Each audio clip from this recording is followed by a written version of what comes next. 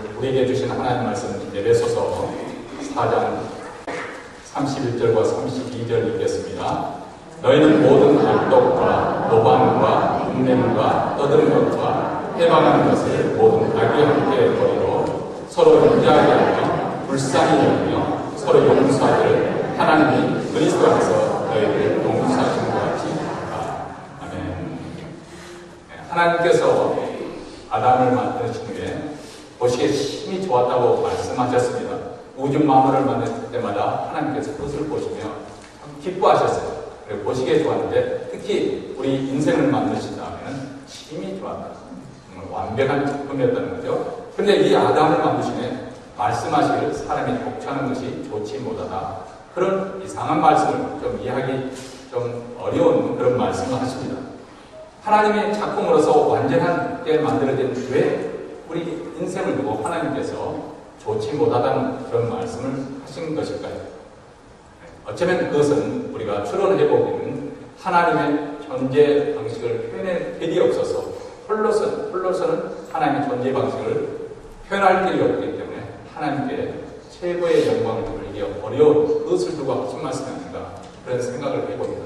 우리가 하나님께서 우리 인생을 만들 때는 사람은 서로 교제할 수 있는 그런 존재로 만드셨습니다.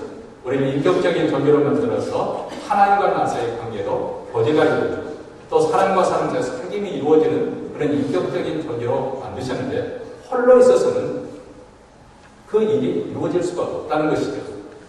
하나님은 성부, 성자, 성령 하나님 이 삼위격의 하나님으로 이렇게 존재하십니다. 그렇다고 해서 우리가 세 분 하나님을 믿는 것은 아니죠. 이 삼위격의 하나님이 본질적으로 하나이신 것을 우리는 믿습니다. 이것을 신학적인 용어로 삼위일체라고 하는데 사실 삼위일체는 이 세상에 그 어떤 그 피조물로 존재하는 양상이 없기 때문에 우리가 이해하기가 쉽지는 않습니다만은 어쨌든 우리 하나님의 존재 방식이 단수형으로도 존재하시지만 또 동시에 복수형으로도 존재하신다는 거예요. 뭐 그렇다고 해서 복수의 하나님을 믿는 것은 아닙니다만은 복수입니다. 성부, 성자, 성령 하나님이 각기 독립적인 인격을 가지셨지만 그러나 또 그 본질에 있어서 단수형으로 하나로 존재하신다는 것입니다. 이 하나님의 신비 가운데 하나가 그 본질에 있어서 사랑이라는 거예요. 하나님은 사랑이시다. 사랑으로 완전한 일치, 완전한 연합을 이뤄서 하나가 되신다는 것입니다. 근데 이 하나님의 이 존재 방식을 표현하는 데 있어서는 사람이 홀로 있어서는 하나님의 영광을 볼 수가 없는 거죠. 그럼 혼자 어떻게 우리가 사랑을 하겠어요? 사랑하고 싶다 하면 혼자서는 사랑을 할 수 없는 것이 아니겠어요? 그래서 하나님께서 이불을 만들어서 돕는 뱃불로 주셨습니다. 이것이 바로 공동체의 출발이죠. 이것이 커지면 가족이 이루는 것이고 또 가족에서 집단으로 집단에서 사회로 사회에서 민족으로 나라로 이렇게 점점점 확장이 되어지는 것입니다. 왜 하나님께서 이렇게 공동체를 주셨는가? 바로 이런 공동체를 통해서 우리는 성부 하나님, 성자 하나님, 성령 하나님이 서로 사랑하는 것처럼 그래서 완전한 하나를 이루는 것처럼 이런 사랑의 연습, 하나됨의 연습을 해서 자라가라는 것입니다. 그래서 이를 통해서 우리가 만족감을 얻고 충만감을 얻고 행복할 수 있는 그런 삶을 살 수 있는 그런 만족하고 충만한 생을 살아보라는 것입니다. 이것이 바로 하나님께서 우리를 공동체로 불러주신 목적입니다. 우리가 잘 아시는 바와 같이 현대사회는 물질 만능주의 사회이고 또 무한 경쟁주의 사회에서 우리가 살고 있습니다. 이런 사회에서 살다 보니까 하나님께서 우리를 불러주신 그 공동체를 경험하지 못한 또 찾아보기 어려운 그런 시대에 살고 있습니다. 서로 아껴주고 사랑하고 그런 것보다는 상대방이 무너져야 내가 산다는 이 소위 말하면 정글의 법칙이 이 사회는 어떻게 보면 그것을 믿고 사는 사람들이 너무나도 많아진 것이죠. 그래서 서로 미워하고 헐뜯고 깎아내리고 넘어뜨리고 나 혼자 살겠다 이런 극도의 이기주의가 실제로 행행하고 있는 그런 시대에 우리가 살고 있습니다. 지금 이 순간에서 세계 곳곳에서 전쟁이 그치지 않는 이유가 바로 여기서 분원하고 있는 것이 아니겠습니까? 사도 야고보는 이렇게 우리에게 말씀합니다. 너희 중에 싸움이 어디로, 다툼이 어디로 쫓아나느냐? 너희 지체 중에서 싸우는 정력으로 쫓아나는 것이 아니다. 우리가 지금 현재 보고 있는 그런 전쟁은 말할 것도 없거니와 또 우리 대인관계 사람 속에서는 다툼과 싸움과 갈등과 긴장이 어디서부터 오는 것이냐? 바로 우리 자신의 욕심에서부터 바로 나고 있다는 거예요. 우리 자신의 탐욕으로부터, 그리고 우리 자신의 영역으로부터 이것이 나오고 있다는 거예요. 아무리 그럴듯한 대의 명분을 내세워도 그 이면에는 결국은 자기 중심적인, 자기만 아는 이기주의가 도사리고 있다는 것입니다. 그래서 혹시 내가 손해보는 것은 아닐까? 나만 당하고 사는 것이 아닐까? 이렇게 생각하다 보니까 사람에 대한 경계심에 서로 그런 사귐, 그런 공동체의 삶이 이루어지지 못하고 있습니다. 그래서 바로 곁에 이웃이 살고 있지만은 이웃과 그렇게 터놓고 사는 그런 경우가 아주 드문 사이에 우리가 살고 있습니다. 이러다 보니까 정말 친구에게도 심지어는 그 말보다 슬픔과 고통이 있어도 그것을 털어놓지 못하는 우리 현대인들은 남이 나의 생활에다 간섭하는 것도 싫어하고 또 그렇다고 해서 혼자 사는 것이 좋으냐 하면 괴로웠어. 그 애로움 가운데, 고통 가운데 몸부림치는 것이 지금 현대인은 정말 아이러니한 그런 모습을 보여주고 있지 않습니까? 왜 이 인간관계가 이렇게 뒤틀리고 파괴되었을까요? 무엇이 근본 원인입니까? 성경은 그것은 바로 우리의 영적인 문제이고 그 근본 원인은 죄라고 그렇게 말씀을 하고 있습니다. 그래서 하나님의 아들이 우리 인생의 죄 문제를 해결하고 이 하나님과 우리 사이의 관계, 파괴된 이 관계, 단절된 그 관계를 회복시키고 사람과 사람과 깨진 그 공동체를 다시 복원시키기 위해서 예수님께서 이 땅에 오셨고 그리고 예수님께서 십자가에 죽으신 이유가 바로 이 문제를 해결하기 위함이라고 말씀을 하고 있습니다. 에베소서 2장 16절에 보면 또 십자가로 이 둘을 한 몸으로 하나님과 화목하게 하려 하심이라 원수된 것을 십자가로 소멸하시라.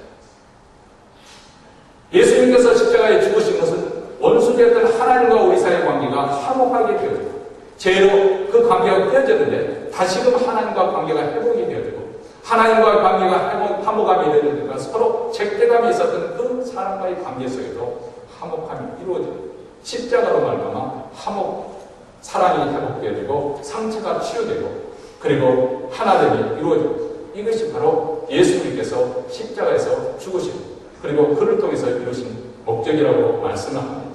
그럼 이 놀라운 구원의 역사를 우리 삶 속에 개인에 적용시키신 분이 바로 성령 하나님이십니다. 이 성령 하나님으로 말미암아서 우리가 하나님의 백성으로 부르심을 입고 하나가 된 것이죠. 여기에 바로 새로운 공동체가 출현하게 된 것입니다. 그것이 바로 신약시대 교회를 말씀을 하고 있습니다. 그래서 이 신약시대 교회, 이 신앙생활을 어떻게 할 것인가? 사도 바울은 에베소 교회에서 다음과 같이 본면을 하고 있습니다. 우리가 공동체 생활을 하는데 사람과 일체의 장애물이 되어지고 시험거리가 될 만한 제 문제를 먼저 버려버리라고 말씀하고 있고 또 버리는 것도 그냥 적극적으로 실천해야 될 믿음, 그 덕목이 있음을 우리에게 말씀을 해주고 있습니다. 우리가 그동안 이제 5월 가정에 다르자고 하는 5월을 맞이해서 가정에 대해서 또 직장생활에서 말씀을 드렸지만 좀 순서를 뛰어넘었죠. 우리가 다시 고린도전서 죄송합니다. 에베소서 마지막 4장 마지막 절을 보고 우리 5장부터 다시 계속 진행 정상적인 순서로 나아가려고 하는데요. 오늘 본 말씀은 우리 다시 한번 한 목소리로 읽도록 하겠습니다. 너희는 모든 악독과 노함과 분냄과 떠드는 것과 해방하는 것을 모든 악과 함께 버리고 서로 인자하게 하며 불쌍히 여기며 서로 용서하기를 하나님이 그리스도 안에서 너희를 용서하신 것 같이 하라. 이렇게 했습니다. 먼저 사도 바울은 우리에게 버려야 할 것을 31절에서 말씀하고 있습니다. 너희는 모든 악독과 노함과 분냄과 떠드는 것과 해방하는 것을 모든 악과 함께 버리라. 우리에게 이렇게 보면 한마디로 이것을 뭉뚱그려서 한마디로 표현하면 무엇을 말씀합니까? 혈기를 내지 말라는 것입니다. 혈기를 부리지 말라는 것입니다. 혈기는 무엇이냐? 혈기를 내면 하나님의 거룩함이 가려지겠죠. 그리고 결국 자기 의로움을 드러내는 것. 이것이 바로 혈기를 부릴 때 나타나는 현상입니다. 이 혈기라고 하는 것은 어떨 때 혈기를 부리게 되냐면 상대방이 틀렸고 나는 옳다는 거죠. 그래서 내가 참을 수 없어서 내가 이렇게 분노를 터뜨린다는 거예요. 이게 바로 혈기가 나올 때 하는 자기들이 정당하는 우리가 정당하는 그 혈기를 부리는 이유입니다. 우리가 혈기를 부리지 않으려면 여기 오늘 말씀 5가지를 악독과 노함과 꾼냄과 떠드는 것과 해방하는 것과 모든 악의를 버려야 될 것을 말씀합니다. 먼저 악독이라는 것은 한마디로 오래된 어떤 감정의 찌꺼기, 이 원한, 상처받은 그런 마음을 이야기하고 있는 것입니다. 다른 사람에게 받은 그런 모욕이나 피해나 아니면 무시당한 것을 그것을 잊어버리지 못하고 아니 버리지 못하고 그것을 두고 마음에 두고 지금 아주 계속 진행 중에 있는 거예요. 이것을 빨리 처리해 버려야 되는데 그렇죠? 마치 일주일 단위로 우리는 쓰레기를 다 버리잖아요. 근데 그런 감정의 찌꺼기를 계속 붙들고 있는 거예요. 그리고 되풀이하면서 그 상처를 새롭게 내고 있는 그런 상태. 그래서 그런 기쁜 원한이나 원망으로 마음에 남아있는 상태. 이것이 나의 인생을 힘들게 하는, 우리에게 많은 스트레스를 주게 하는 그런 쓴뿌리가 되고 그 쓴뿌리가 내리게 되니까 다른 사람과의 관계도 원활하지 못하고 자꾸 다툼이 생깁니다. 이런 악독이 있을 때, 우리 마음속에 이런 악독이 제거되지 않은 상태로 그대로 남아있으면 겉으로 그것이 드러나게 되는 것이 그 다음날은 노함과 분냄으로 나타나게 된다는 것입니다. 사도 바울이 보면 바로 인간의 그 심리 상태를 아주 정확하게 포착해서 우리에게 말씀을 해주고 있습니다. 노함이라고 하는 것은 우선 감정의 격분을 이야기하고 있는 것이죠. 또 분냄은 뿌리 깊은 상대방에 대한 어떤 적대감을 말씀하고 있습니다.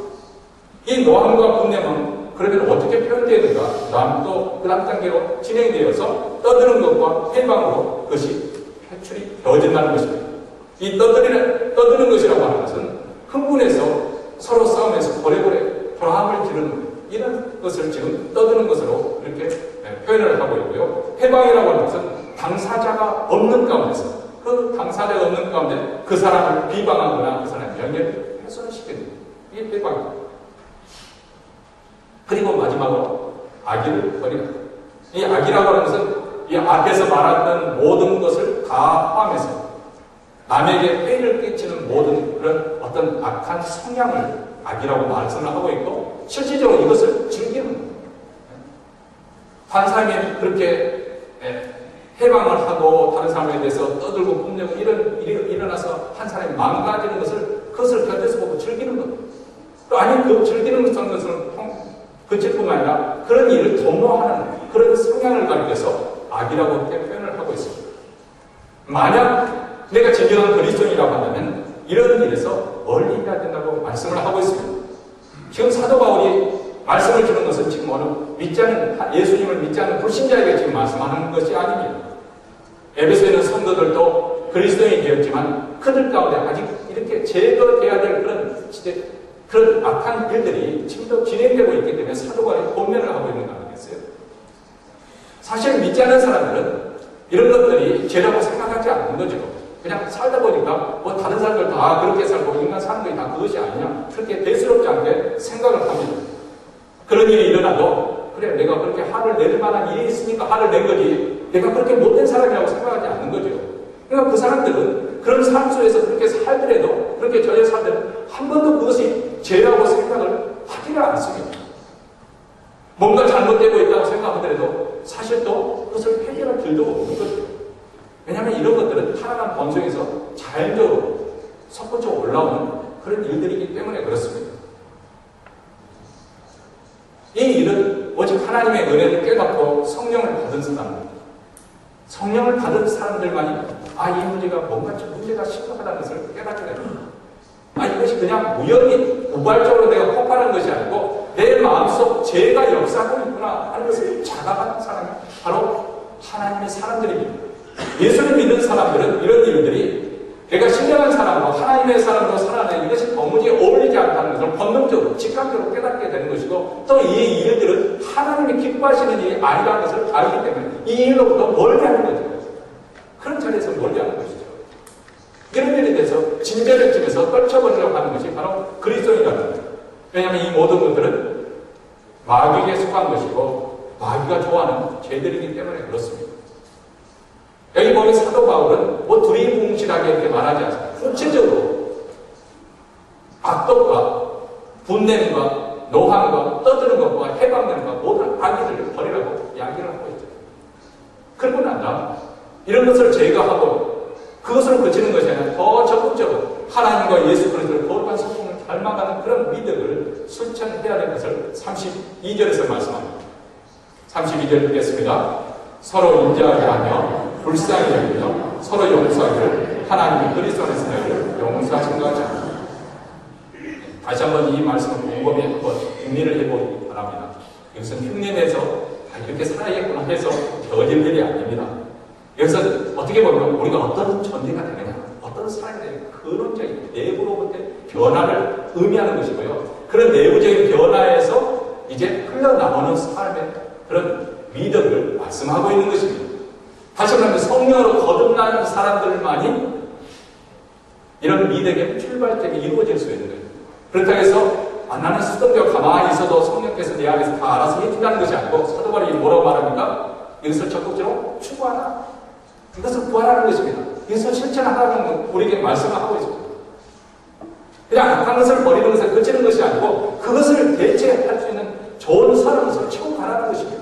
그것은 바로 인자하게 대하고 불쌍히 여기고 서로 용서하는 것을 실현하라는 것입니다. 이렇게 될 때 우리의 믿음은 더 견고하게 세워질 수가 있고 또 우리의 신앙생활을 통해서 우리는 하나님이 기뻐하시는 선한 열매, 신령한 열매들을 맺어갈 수가 있습니다. 먼저 여기서 인자라고 하는 것은 이웃에 있어 자기 일처럼 생각하는 그런 마음, 그런 심정입니다. 인자한 마음, 이 마음을 갖게 되면 남의 슬픔에 남의 고통, 남의 문제를 자기 일처럼 그렇게 여기는 그런 마음을 갖게 됩니다. 우리 하나님은 어떤 마음을 가지고 계십니까? 은혜를 아는 자나 모르는 자에게, 불의를 행하는 자나 또 의를 행하는 모든 자에게 우리 하나님은 인자한 마음을 가지고 대하십니다.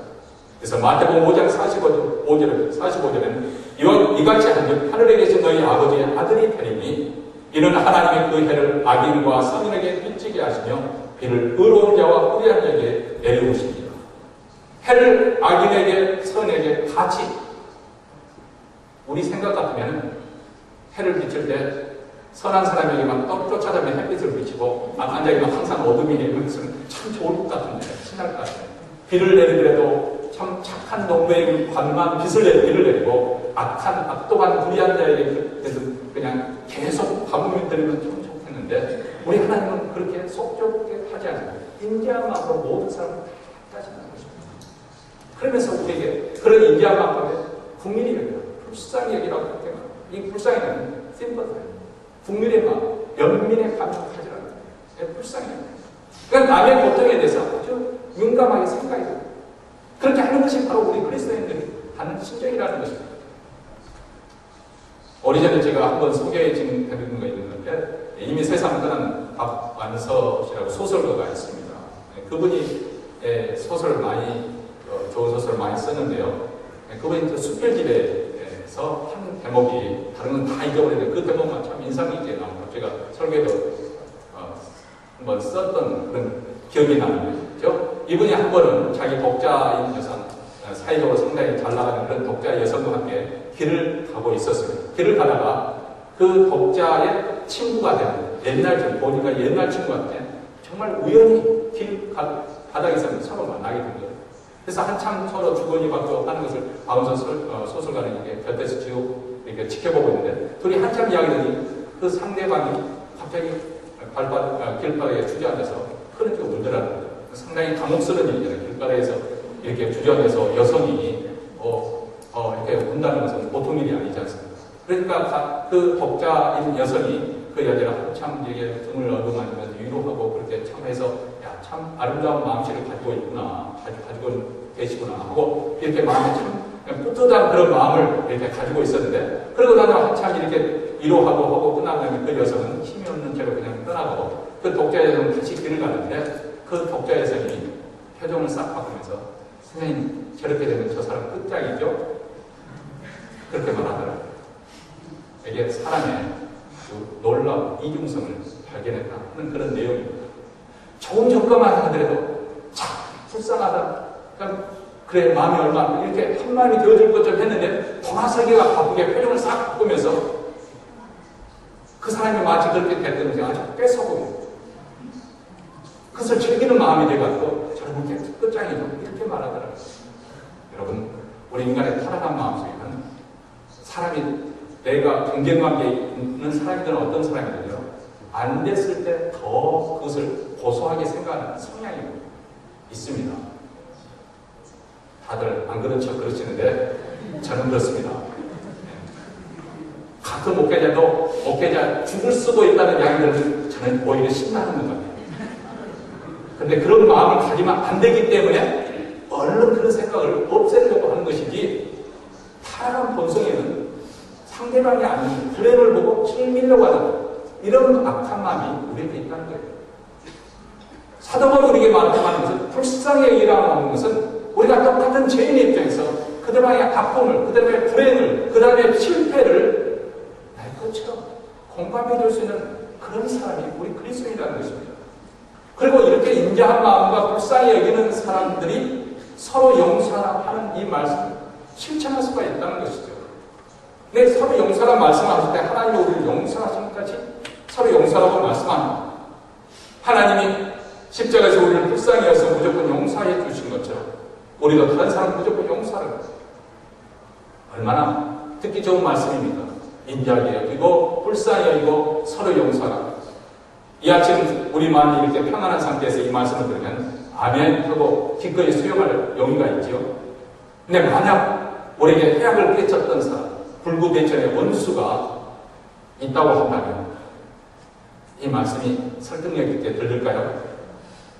아마 내가 그 사람에 대해서 쓰라리 마음이 다시금 되살아올라서 분노가 솟구치고 힘들어서 막 보고 있는 이 옆에 사람이 야, 다 잊어버려 용서해 이렇게 말한다면 뭐라고 말할 것 같습니까? 네? 한국에서 한때 히트쳤던 그 영화에 나오는 대사에 이런 대목이 있다고 하는데 핵이나 잘하세요. 내가 어떤 책임인가 알지도 못하면서 어떻게 그렇게 쉽게 용서라고 말이 나옵니까? 아마 이번에 그런 말이 튀어나올 것 같습니다. 사실 이 말씀을 보면 사도 바울도 지금 안락한 가운데서 가령 예를 들어서 지중해 어느 해변 휴양지에서 그물 침대에다 누워서 노트북 가가지고 편지를 지금 쓰고 있는 거 아니에요? 이메일을 보내고 있는 거 아니에요?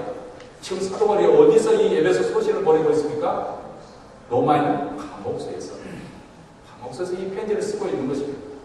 사실 내가 감옥에 갇혀서 학교에 이유가 없어요. 복음을 전한다는 것 때문에 유대인들의 시기를 받아서 잡혀서 그냥 부당한 권력에 의해서 지금 붙잡혀 있는 거예요. 근데 빨리 끝냈으면 좋겠는데 질질 끌려가고 있는 이런 1년이 걸리고 2년이 걸리고 원죄 패권이 걸리고 그런 아주 부당하게 지금 억울한 상황이 있는 가운데서 지금 이 말씀을 쓰고 있는 거죠. 그뿐만 아니라 자기가 지금 유럽에 그 세웠던 교회를 빌보 교회, 데살로니가 교회, 또 고린도 교회 이런 모든 교회들 아직 이제 막 자라서 하는 쌀쌀과 같은 그런 교회들인데 내가 없는 기회를 통해서 거짓 교사들이 완전히 밭을 망가뜨려버리고 쑥대밭으로 만들어버리고 그런 소문이 그런 말씀이 전원이 들어오고 또 그뿐만 아니라 기독교가 온갖 오해와 불신 속에서 로마 사회로부터 지금 핍박을 당하고 있는 그런 소식이 들려오고 있는 이런 때 그렇죠? 이런 상황에서 사도 바울은 노하고 떠드는 대신에 인자와 긍휼함을 가지고 용서라고 그랬죠. 어쩌면 사도 바울이 이 말씀만 했다고 하면 아마 이에 반발해서 들고 일어난 사람들이 많은 것입니다. 다른 예를 들어서 노예의 자난무도한 그런 주인 밑에서 학대를 당하고 있는 노예가 된 그리스도인들이 먼저 들고 일어났어요. 아니 사도 바울이 우리가 얼마나 부당한 대접을 받고 있는지 알긴 하십니다. 이 서로 용서란 말이 오히려 분노의 기름을 붓는 경우가 될 수도 있습니다. 그런데 사도 바울의 용서에 대해서 우리가 다시 한번 생각해보려 다음과 같은 말입니다. 하나님이 그리스도 안에서 너희를 용서하신 것 같이. 다시 말하면 하나님이 그리스도 안에서 우리를 베푸신 것 같은 용서를 지금 말씀하고 있고 이 말은 우리로 하여금 용서의 의미를 재정립해주고 있는 말씀이기도 하고 또 우리로 하여금 이런저런 이유 때문에 내 사정은 별나기 때문에 특별하기 때문에 나는 용서할 수 없다고 말하는 그렇게 포기하지 못하도록 붙들어매는 말씀 바로 하나님이 그리스도 안에서 우리에게 베푸신 것 같이 이 말씀 속에 포함이 되어 있는 것입니다. 그렇다면 하나님이 그리스도 안에서 우리를 용서하신 것 이것이 무엇을 의미하는 것입니까? 예수께서는 이에 대해서 아주 적절한 비유를 복음서에서 이미 들어주셨습니다. 그것은 바로 달란트와 용서에 대한 비유죠. 달란트 비유 속에서 이런 비유가 있습니다. 어느 임금이 있었는데 그에게 아주 빚을 많이 보통 빚이 아닙니다. 이게 보니까 1만 달란트라고 했는데 1만 달란트는 엄청난 빚을 받는데 우리 감히 상상할 수 없는 거예요. 이 정도 생각하면 될 것 같아요. 노동자가 거의 20년 동안 먹지도 않고 아무 쓰도 않고 그냥 1년 내내 번 돈을 20년 모은 돈이 바로 1달란트입니다. 그러니까 1달란트라는 것은 금덩어리 단위를, 무게 단위를 말하는데 한 대천 이 정도 되는 크기 정도 33kg, 34kg 되는 무게를 말하는 거예요. 그러니까 16년이나 20년에 걸쳐서 아무것도 쓰지 않고 노동자가 벌어서 만들 수 있는 것이 1달란트예요. 그런데 여기서는 뭐라고 하냐면 1만 달란트예요. 그러니까 얼마예요? 16만 년을 일을 해야만이 갚을 수 있는 액수의 빚을 졌다는 거예요. 이 말은 무슨 말입니까? 도저히 그 사람이 살아생전에 갚을 수 없는 그런 빚을 졌다는 것이죠. 그래서 그 임금이 그 종을 불러서 회개하자 하니까 갚을 수 없는 거예요. 그러면 그 당시 법에 따라서 그럼 너 팔고 내 처 팔고 내 자식 팔고 내 가지고 있는 집도 다 팔고 그래서 일부라도 갚아. 그랬더니 이 종에게는 어떻게 갚을 길이 없지만 주인 임금이요 조금만 참아주셔서 내가 갚으리다. 그렇게 자기의 호소를 합니다. 그러자 임금만이 할 수 있는 그 있잖아요. 그까지 그래 갚아주기 하고 갚아줬습니다. 말 한마디로 완전히 그를 싹 탕감시켜 줘버려요. 참 놀라운 일이죠. 이렇게 1만 달란트를 빚을 갚음 받은 그 종이 나오다가 자기의 빚을 100데나리온 빚을 진 그 동료를 만났습니다. 100데나리온. 이 데나리온은 것은 하루 품삯이다. 그러니까 100일 일하면 갚을 수 있는 그런 액수의 빚진 자가 있어요. 오늘 말하면 한 2만 달러 정도 될 것 같습니다.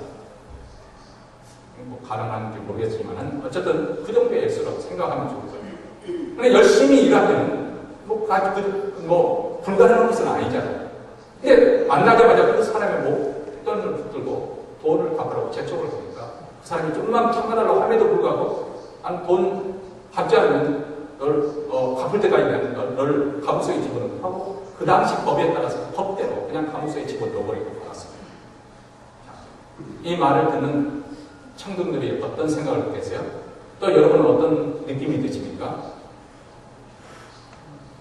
아니 그 큰 액수의 빚을 탕감받았으니까 불과 100단을 지는 그 자기 동료를 용서해 주는 것이 너무나도 그렇게 하는 것을 너무나도 우리는 당연하다고 기대를 했을 거 아니겠어요? 어떻게 그런 자기 동료의 그런 일을 행할 수 있는가? 분개를 우리가 하는 마음이 들지 않습니까? 곁에 있던 다른 동료들이 바로 분개를 했습니다. 그래서 왕에게 고발을 했어요. 그러자 왕이 불러서 말하는 악한 종아, 내가 빌기에 내가 내 빚을 전부 탕감하여 주거나 내가 너를 불쌍히 여긴 같이 너도 내 동안을 불쌍히 여김이 마땅치 아니하냐 하고 이 종을 다시 감옥소에 집어넣어서 그 빚을 갚게 된 너는 나오지 못할 것이다 하고 처분을 합니다. 우리 모두 다 맞습니다. 지단합니다. 속 시원합니다. 다 이렇게 우리가 임금의 그 엄명으로 다 이렇게 동감을 하고 또 긍정적으로 그렇게 보겠죠. 그래, 그렇게 보는 자에서는 처벌을 받아야 되지. 근데 예수님의 비유는 항상 파격이 숨어 있어요. 파격을 장치해 놓고 있습니다. 그러니까 예수님의 비유가 재밌다고 그저 따라 들어가면 여러분 쉽지가 않습니다. 꼭 코에 끼게 되어 있어요. 예수님은 다음과 같이 아주 충격적인 말로 그 비유에 마무리를 짓습니다. 너희가 각각 중심으로 형제를 용서하지 않으면 내 천국께서도 너희에게 이와 같이 하시리라. 이 극적인 상황에서 예수님께서 이 말씀을만 없었더라면 참 좋았을 뻔했는데 이 말씀을 딱 보고 보니까 말씀을 듣는 우리 모두가 다 해당 사항이 있는 거죠. 이 땅에 살아가면서 우리에게 빚진 사람, 우리도 물론 빚진 것도 있죠. 아니 잘못했을 수도 있고 또 손해도 끼칠 수도 있고 그렇지만 또 우리가 인생을 살다 보니까 나에게 해를 끼치고 모욕을 하거나 또 기분 나쁘게 만들거나 나를 모함했거나 아니면 금전적으로 손해를 끼친 사람 우리가 많은 빚을 받아야 될 사람들이 참 많이 있다 그 말입니다. 예수님께서 지금 뭘 말씀하고 있냐면 우리가 그 사람들을 용서하려면 하늘에 계시는 우리 하나님께 대한 빚을 우리는 탕감받지 못했다는 것입니다. 다시 말하면 예수님께서 이 말씀을 통해서 우리는 그들의 빚을 탕감해 주라는 것입니다. 그들을 용서해 주라는 것입니다. 아니 내가 빚을 받아야 되는데 그런 권리가 있다고 당연히 세상에는 그렇게 주장하고 있는데 우리 주님은 그 빚을 탕감해 주라고 말씀하고 있는 것입니다. 만약 그렇지 않으면 내 천국에서도 너희 이와 같이 하시리라. 물론 이 말씀은 상당히 해석하기에 난해한 부분이 있습니다. 자칫하면 이상한 신학적으로 해석이 되어버릴 가능성이 있습니다만 그럴지라도 예수님께서 우리에게 명확하게 말씀합니다. 용서하기를 거부하는 사람들에게 너희가 각각 중심으로 형제를 용서하지 않으면 내 천국에서도 너희에게 이와 같이 할 것이다. 이렇게 말합니다. 우리가 손해본 것을 보상받으려고 주장한다면 우리 또한 빚을 갚는 사람이 돼야 된다는 것이죠. 반면 우리가 받아야 할 빚을 탕감해 주기로 우리가 만약에 용서해 주기로 선택을 하게 된다면 우리 또한 우리가 갚아야 할 빚에서 자유하게 될 것이라는 것입니다. 그렇게 되면 용서의 문제가 다른 사람의 문제가 아니고 내 자신의 문제가 됩니다. 왜냐하면 세상에서는 다들 빚을 받을 내가 권리가 있으니까 받아야 된다고 생각을 하고 있는데 사실 우리도 마찬가지죠. 우리가 빚을 받아야 돼요. 그런 사람들이 많이 있죠. 그런데 내가 받아야 될 그 빚을 받아야겠다고 권리주장을 계속 하고 있는 한 나는 내 자신의 마음속에 상대방에 대한 미움과 적개심, 원망과 분노의 감옥을 만들어내고 스스로 내 자신 그 감옥에 가두게 된다는 것입니다. 그래서 내 모든 시간과 에너지가 거기에 쓰이게 되고 미움과 적개심으로 내 몸까지 상하게 만들어버리고 또 심지어는 주위 사람의 화평을 깨뜨리는 분노로 나타나기 쉽습니다. 결국은 자기 인생과 주위 사람들을 불행하게 만드는 주범이 되어버립니다. 참 아이러니하지 않습니까? 아니 내가 빚을 받아야 될 사람인데 내가 피해자고 내가 희생자인데 그 일로 인해서 피해를 준 사람이 오히려 처벌을 받아야 되는데 실상 우리 삶을 보면은 피해자인 내가 2차의 피해를 가지고 또 살고 있는 거예요. 미워하고 또 원망하고 그 미움 때문에 내 스스로 내 자신에게 내 인생이 또 관계가 뒤틀리게 되고 그리고 스트레스 때문에 내 건강이 이상해 옵니다. 이런 예화를 제가 오래전에 어느 분 실제적으로 일했던 예화인데요. 이분이 과학을 이렇게 거리에 써올린 것을 제가 읽었는데요. 이분이 미국 이민 생활을 하면서 힘들게 사업자금을 얻으려고 30만 불을 모았습니다. 지금도 30만 불을 캐시라는 것은 상당히 큰 돈이잖아요. 그렇죠?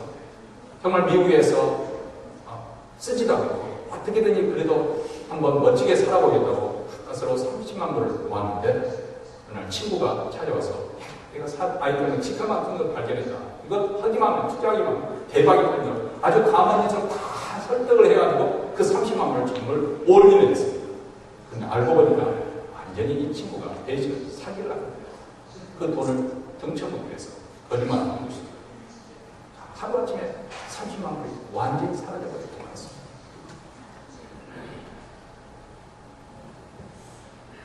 이렇게 등쳐먹고도 남을 하는 그 친구 생각하면 생각할수록 억울하고 분통이 됩니다. 그리고 친구가 그런 사람인 줄 모르고 돈을 빌려줬던 내 자신이 한없이 밉고 한심스러운 일이죠. 그래서 심지어는 그 사람의 같은 성을 가진 사람들만 보면 열이 받치고 화가 나더라고요.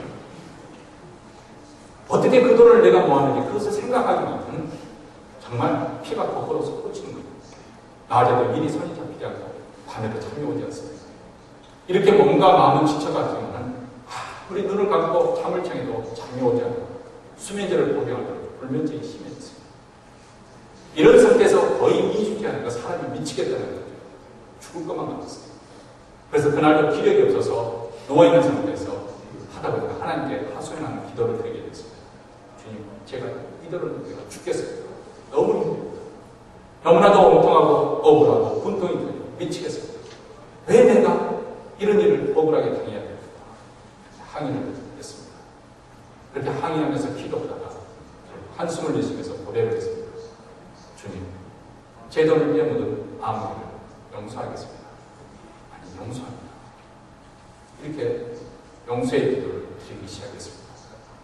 그리고 그날 밤 처음으로 마치 죽은 사람처럼 아주 오랜 시간 깊은 잠을 들 수 있었다고 합니다. 용서는 이렇게 우리에게 직접적인 영향을 미치는 문제이기 때문에 아주 중요한 것입니다. 특별히 가정이라는 공동체, 또 아니면 직장이라는 공동체, 또 교회라는 이 공동체에서 용서는 아주 중요한 것입니다.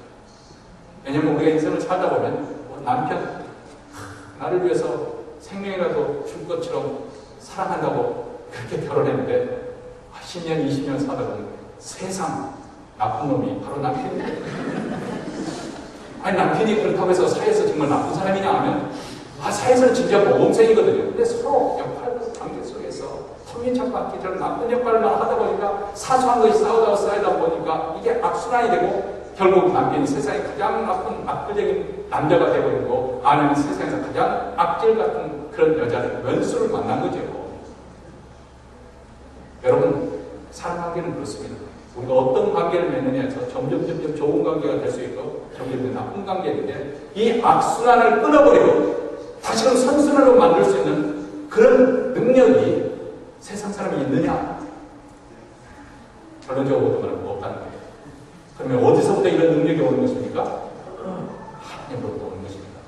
하나님이 원수된 우리를 십자가를 통해서 아들의 그 십자가의 사건을 통해서 우리를 용서해 주신 그 용서함 우리에게 임하게 되니까 우리도 원수를 용서할 수 있는 힘이 능력이 발생되는 줄 믿습니다.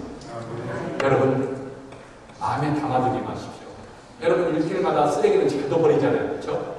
이거 쓰레기가 돈 되는 줄 알고 그냥 집에다가 꽁그레가 그것도 부족해서 누가 혹시라도 훔쳐갈 거다 안방에다 쓰레기를 모셔다 두는 사람이 있나요? 그런 사람 없습니다. 여러분이 가지고 있는 그런 쓴뿌리들은 쓰레기와 같은 것들이에요. 여러분이 그 감정이 찌꺼기로 품고 있으면 그것이 거기서 독소가 나오는 것입니다. 여러분의 인생을 망치는 것이고요. 여러분의 가정을 망치는 것이고 여러분이 몸담는 공동체를 망치는 것입니다. 그렇기 때문에 그런 쓴뿌리가 여러분의 인생에 자리 잡지 못하도록 하나님의 사랑으로 기꺼이 용서하는 거예요. 그것은 상대방을 위해서 필요할 뿐만 아니라 우선 내 자신에게 필요한 것입니다. 내가 살기 위해서. 내가 하나님과의 관계가 막히지 않고 내 인생에서 복되게 하기 위해서 기꺼이 용서하며 사는 것입니다. 서로 인자하게 하고 불쌍히 여기며 서로 용서하기를 하나님의 그리스도 안에서 너희를 용서함과 같이 하라. 이 말씀을 실천하는 또 한 주간 되시기를 주의 이름으로 축원합니다.